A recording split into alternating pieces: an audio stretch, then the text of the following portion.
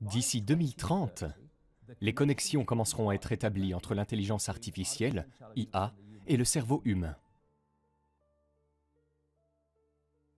Nous avons traversé un processus de préparation pour amener les gens, tout d'abord, à la première étape, à devenir dépendants de la technologie qu'ils détiennent. Objets de collection, smartphones, tablettes. Je veux dire, c'est essentiellement déjà fait. Je veux dire, il suffit de traverser une ville et vous les verrez. L'addiction. Et ils ciblent spécifiquement les jeunes. Pourquoi? Parce que les jeunes d'aujourd'hui et les enfants d'aujourd'hui seront les adultes lorsqu'ils voudront apporter cette connexion d'intelligence artificielle à part entière. Pour que cela se produise, ils doivent amener les gens à devenir accros à la technologie au point où ils l'accepteront et où c'est la chose la plus naturelle au monde. Et ça se passe sous nos yeux. La première étape consiste à rendre les gens accros à la technologie, au point où, au plus extrême, ils se lèveront au cœur de la nuit, feront la queue devant une boutique d'Apple pour obtenir le premier du nouveau en matière de technologie. Et ce qu'ils veulent finalement, et pas trop loin dans le futur, ce sont les gens qui font la queue pour être connectés à l'intelligence artificielle. De la même manière que les Suédois organisent maintenant des fêtes pour célébrer la puce électronique, n'est-ce pas? Tout cela est lié. Donc, la prochaine étape, parce que l'idée est d'entrer dans le corps humain, la prochaine étape est celle sur le corps humain. Nous sommes donc passés juste des objets de collection. Nous sommes allés aux appareils portables, nous sommes allés au Bluetooth et au verre Google, les montres Apple et tous ces autres gadgets qui se trouvent maintenant sur le corps, même ceux qu'ils appellent des tatouages électroniques, qui sont essentiellement des micropuces sur la peau.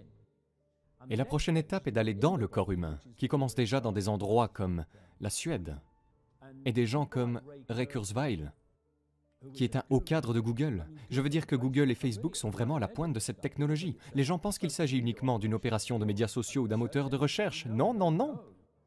Tout ce groupe Google, maintenant qui a donné le nom d'Alphabet,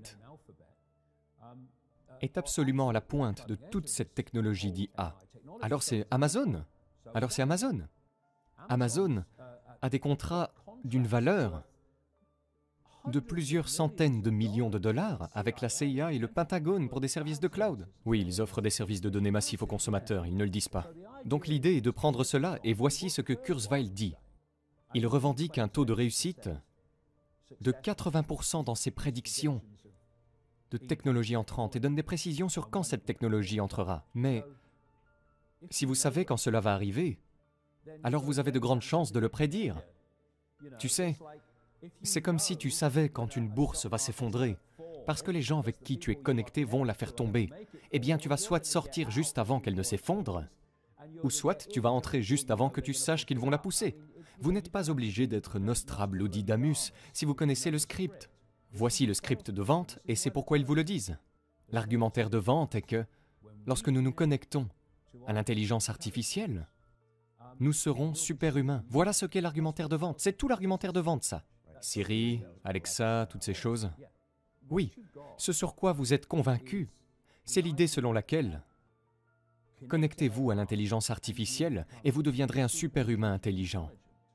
Non, vous deviendrez plutôt un sous-humain intelligent. Vous deviendrez un véhicule pour l'intelligence artificielle, et quiconque contrôle l'intelligence artificielle contrôlera les perceptions de chaque esprit auquel elle est connectée. Si vous voulez établir une connexion physique avec l'IA, vous ne le ferez pas à grande échelle tant que vous n'aurez pas établi une connexion psychologique. Et il y a un processus psychologique qui est connu sous le nom de programmation préemptive. La programmation préventive est la suivante. Vous allez être emmené dans un monde qui est si différent, si radicalement différent de ce à quoi tout le monde est habitué, que vous allez avoir une résistance évidente, purement par le gouffre de la différence entre le monde auquel les gens sont habitués et le monde dans lequel vous les emmenez. Un résistant qui dit, par exemple, « Attendez une minute, vous voulez faire quoi? Quoi? Quoi ?» Alors vous les préparez à travers une programmation préventive. Vous avez sorti un flux de films d'Hollywood contrôlé par l'élite. Vous diffusez des programmes télévisés, vous publiez des livres, vous diffusez toutes ces choses qui décrivent essentiellement le monde dans lequel vous voulez amener les gens. C'est pourquoi vous avez vu tant de films contrôlés par des robots, contrôlés par la technologie, des humains synthétiques.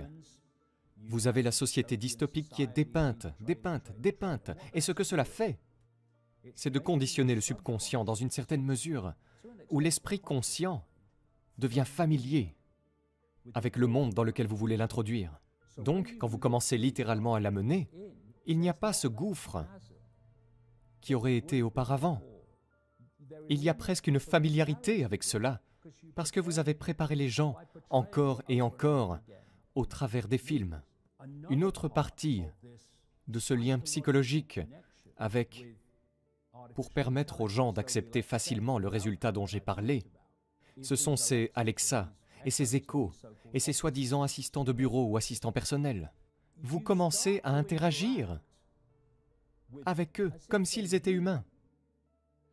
Et maintenant, ils apportent des jouets connectés à Internet pour les enfants, même les petits-enfants, et des poupées Barbie qui peuvent réellement avoir des conversations avec l'intelligence artificielle. Ils apportent maintenant ces robots synthétiques qui ressemblent de plus en plus à des humains. Beaucoup d'entre eux viennent de l'Est. Et c'est tout un processus psychologique de nous familiariser avec l'intelligence artificielle pour amener les gens à interagir avec elle jusqu'à ce qu'elle devienne la chose la plus naturelle au monde. D'ici 2030, les connexions commenceront à être établies entre l'intelligence artificielle et le cerveau humain. Et le cerveau humain sera connecté à ce qu'il appelle le cloud. Un autre nom pour cela est le smart grid. Fondamentalement, avec le temps, l'intelligence artificielle sera de plus en plus de la pensée humaine, de la perception humaine, jusqu'à ce qu'elle soit fondamentalement la totalité de la pensée humaine, de la perception humaine, à un tel point que nous ne serons plus humains en termes de processus de conscience que nous utilisons aujourd'hui. Nous serons l'intelligence artificielle. Et c'est de l'assimilation dont je parle. Si vous êtes connecté, c'est-à-dire l'esprit humain, à une grille technologique globale, cette grille peut essentiellement être contrôlée.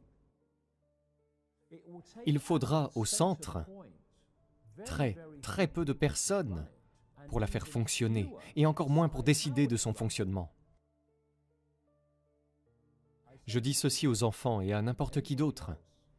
Combien de temps pourriez-vous vivre sans votre smartphone? Qu'est-ce qu'un alcoolique?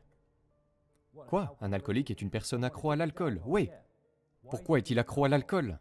Parce qu'il ne peut pas arrêter de le boire. Mais vous ne pouvez pas poser votre téléphone. Et si vous le faites, en quelques minutes, vous le reprenez, parce que vous y êtes accro. Alors, contrôlez-vous ce peu de technologie dans votre main, ou est-ce que cela vous contrôle? Bien évidemment, cela vous contrôle. Voulez-vous que votre vie soit contrôlée par un peu de technologie? Voulez-vous que le reste de votre vie soit contrôlé par cela?